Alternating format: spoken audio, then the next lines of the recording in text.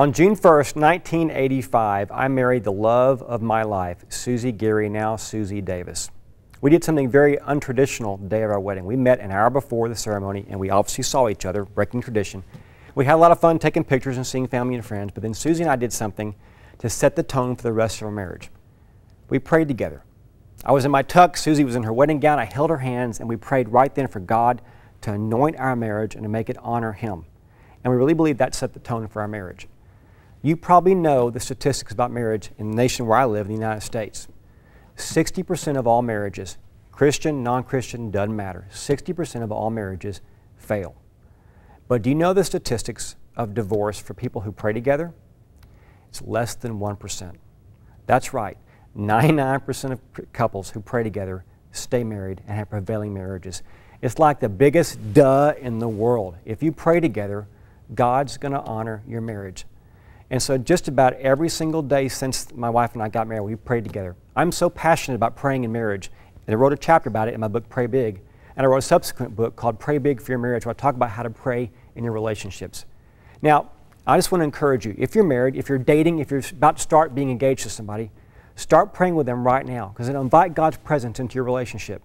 You don't have to pray big, long-winded, theologically astute prayers. I believe in the concept that I call snowflake prayers. You know what a snowflake is? You know what it is. It's very small, it's very tiny, and by itself, it doesn't do a whole lot. But you get a billion snowflakes together, and they add up. They can transform and cover a whole landscape. They can stop traffic. Well, Susie and I practice snowflake praying. Every night before she goes to sleep, I go in there and hold her hand, and we pray about a 25 or 30-second prayer. It's not particularly profound, it's not particularly theologically astute, but we ask God for His favor in our marriage, in our home, in our family, our ministries, etc. After nearly 30 years of marriage, friends, those prayers add up. And it really can be a transformational thing in your marriage. So let me give you a challenge. Would you be willing to start praying with your spouse for God to build His kingdom in your marriage? Pray the Bible. Find some biblical pinpoint promises you can ask God for your marriage. One of our favorites is Jeremiah 24, verse 7.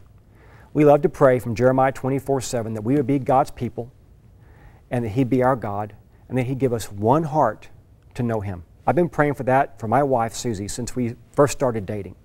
Really believe that God's doing that in us, that He's giving us a heart to know Him, and He's building His kingdom in our lives. So, start praying together. Invite the presence of God into your family. Invite the presence of God in your home. It might be awkward at first.